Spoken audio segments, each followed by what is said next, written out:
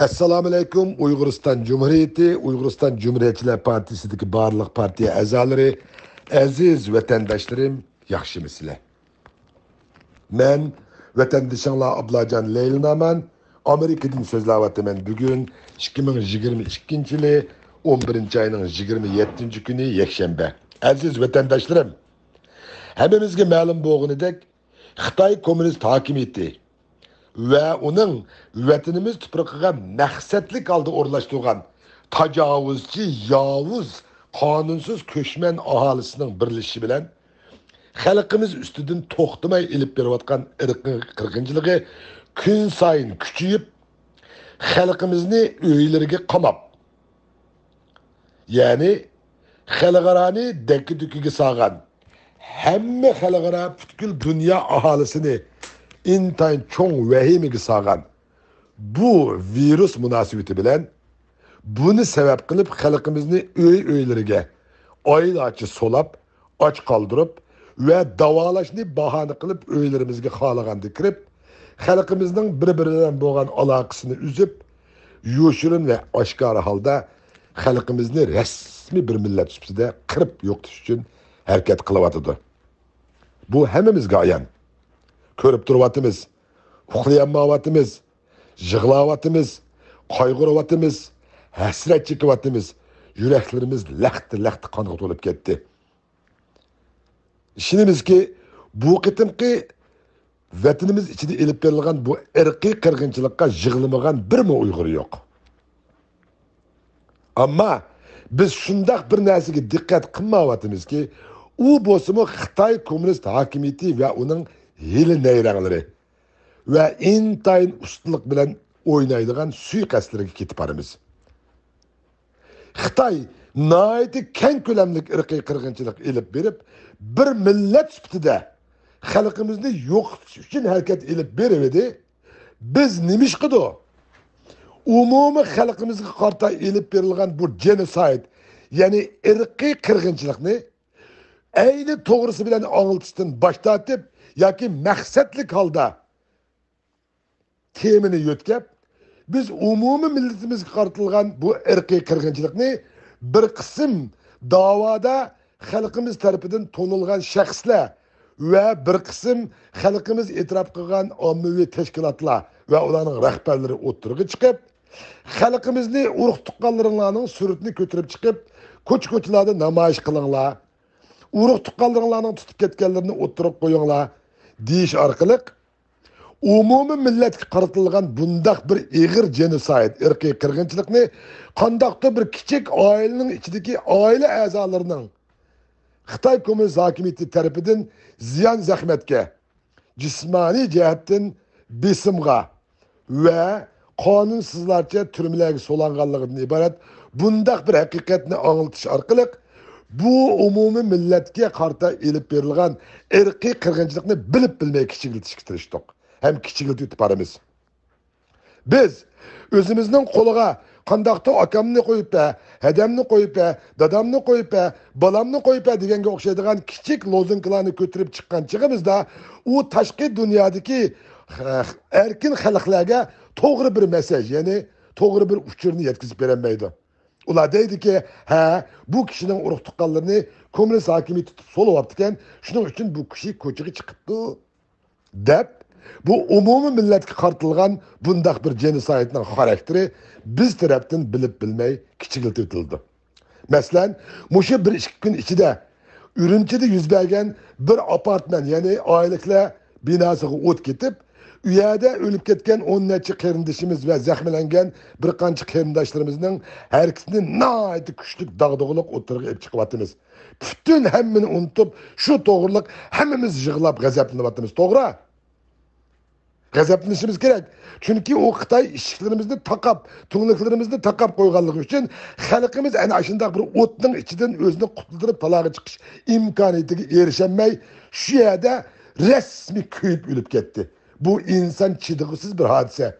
Buni anglitishimiz albatta to'g'ri. Ammo shunday bir nuqtaga diqqat qilaylikki, biz bu qitimqi yuz bergan apartman, ya'ni oyliklar binosiga o't ketish va u yerda kuyib o'lgan qarindoshlarımızın ahvolini xalqaraga, bu echinishlik tragediyani xalqaraga anglatgan chiqimizda hergiz buni ayrim anglatmayli. Buni cho'qim mushu yillardan beri, yani vatanimiz Xitoy Komünist hakimiyetining mustamlikasiga aylangandan hozirgacha, bo'libmi mushu yaqinqi 5-6 yil jarayonida elib berayotgan irqiy qirg'inchilikning bir kichik parchasi ekanligini alohida eskartishni hech unutmayli. Agar undaq bo'lmaydi ekan, xuddi bir oyliklar binosiga o't ketib, 10 nechadan ishki taqan qo'yganlik uchun kuyib ketganligini anglatsak, u holda biz umumiy millatga qartilgan bir genosid, irqiy qirg'inchilikni xuddi boshqa davlatlarda har kuni degidek bo'lib turadigan bir kichikkina o't ketish voqeasi jamlab qo'yib, biz haqiqiy umumiy eng kuchli bo'lgan davorimiz genosid, irqiy qirg'inchilikdan chetlab ketgan bo'lamiz. Bizning tashkilotlarimiz va shaxslarimiz shundoq bir narsaga diqqat qilmayotadiki, yoki diqqat qilib bilib tursa-mu atay qilyotadiki, ular bilib bilmay yoki maqsadlik holda bizning tashqi dunyodagi irqiy qirg'inchilik masalamizni butunlay kichiklatib yoki uning haqiqiy mohiyatini burmilab, uni insoniyatga qarshi jinoyat qilib ko'rsatishyotidir. Men ilgirki nutqlarimda alohida o'tirib qo'ydim. İnsaniyetga qarshi jinoyat umumiy bir insoniyatga qarshi elib berilgan, mayli qozoq, qirg'iz, o'zbek, xitoy, mo'ng'ul, tatar va hokazo.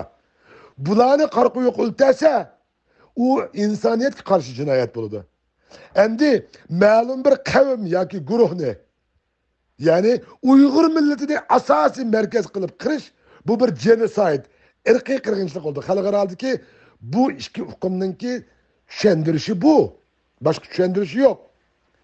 Shuning uchun bizningki Amerikada Tashqi ishlar ministri Pompeo efendim vazifasidan ayrılishdan bir qancha kun burun butkul dunyoga Uyg'urlarga qarshi Xitoy irqiy qirg'inchilik jinoyati elib beryotidi deb e'lon qildi. Va uningdan keyin boshqa davlatlar Amerikaningki bu e'loniga ergishib Xitoyni insoniyatga qarshi jinoyat la emas, aksincha bu Uyg'ur millatiga qarshi genosid, irqiy qirg'inchilik o'tkazadi deb ergashdi. Ama biz nima qildik?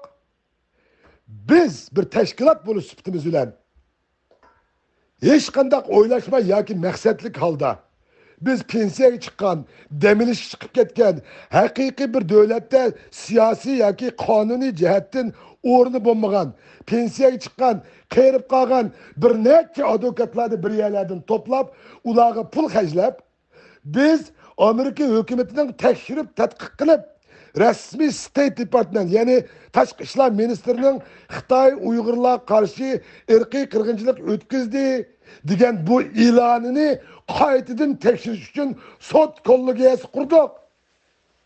Ey aziz vatandoshlarım, biz nimishqa sagak bo'lmaymiz?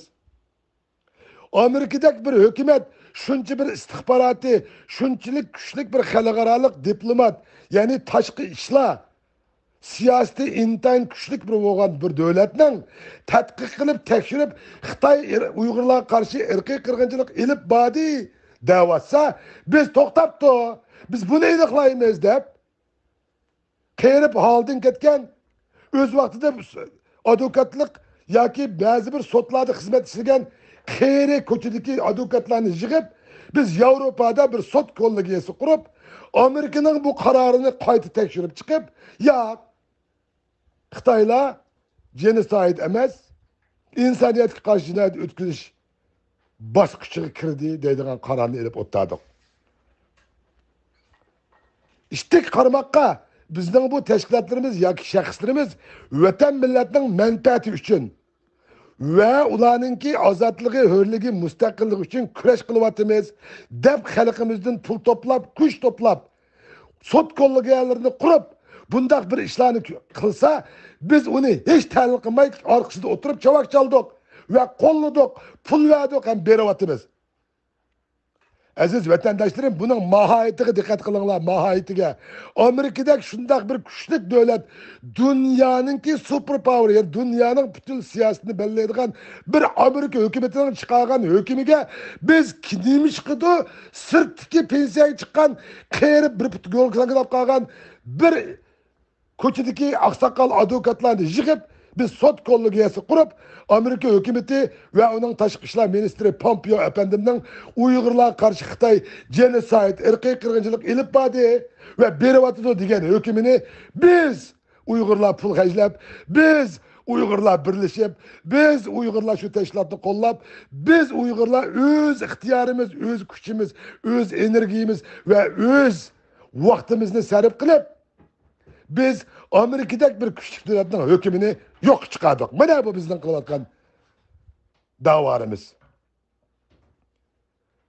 Milletni umumyüzlük kılsa, hedemni koyup be, akamni koyup be, singlimni koyup be deb kishilatiyordu. Endi bir binaga o'tkazsa, hammani unutup, bizning xalqimizni talaga chiqarmoqlik uchun ko'ydirib etdi deb, faqat shuni eslab olmayli demoqchiman. To'g'ri, hammamizning urug' tuqqanlarini tutdi, qirdi, qiryotdi. Buni anglatish bek muhim, ammo faqatli mening hadamni, akamni, singlimni qo'yib be, onamni qo'yib be emas. Umumiy millatni qiryotsa, buning ichida mening tuqqanlarimni bor deyli. Biz mayli mediaga, mayli ko'chadagi bir chet elliklarga Uyg'urlarning ahvolini anglatgan chig'imizda shuni hargiz unutib qolmaylik-ki,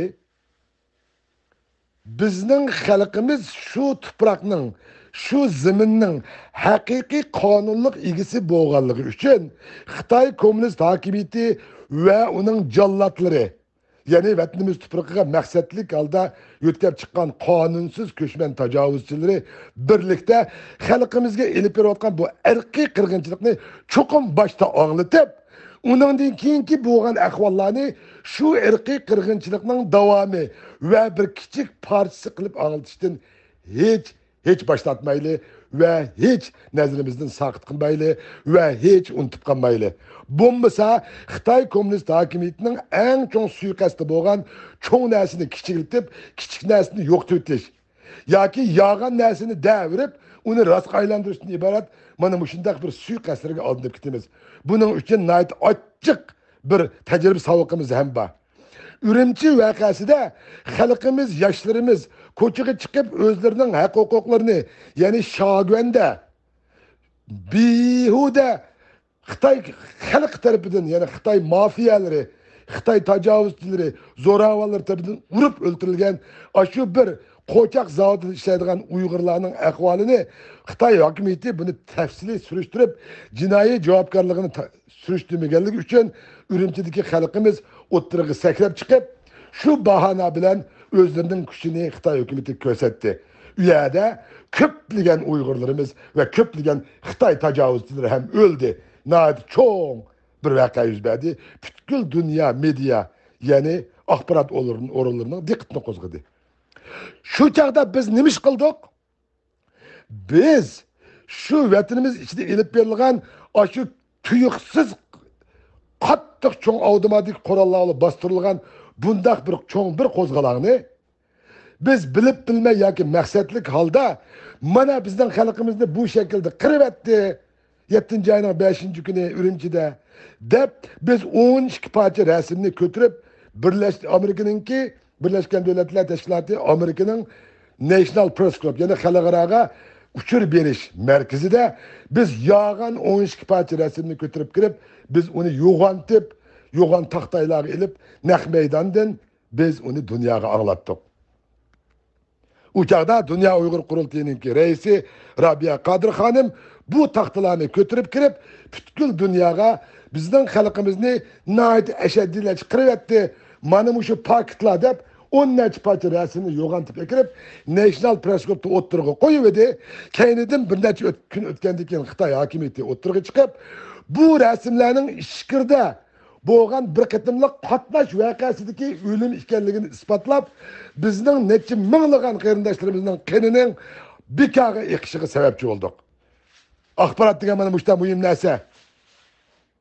Ha? Biz bununla dikkat qilmagimiz lazım. Bu bir ochiq savol. Buni hammamiz bilamiz. Biz şu Ürümçi vakasida qilingan shunchalik ko'p medialarda çıkan suratlar var. Beşiği yağlıklarını atkan ayollar, tankının aldığı yugurayotgan qo'lida hassiva xonimlar. Mana bu shunday nayt kuchli suratlarimiz tursa, biz maqsadlik yoki bilib bilmay Xitoyning ishkiri o'lkasida yuz bergan bir qitimliq qatnash voqeasidagi yo'lda o'lib yotgan odamlarning rasmini ko'tarib chiqib, biz butkul dunyoga yog'anchi bo'ldik. Yağancı bulduklar emas. Şu yalgan bilen hakiki tökülgen şehit boğan halkımızdan, yaşlarımızdan, kahramanlarımızdan ki hakiki mudda məqsədlərini xalqara anıltanmay, eksinci biz Xitaylarının ki suikastige ve hilisige ketip kaldık.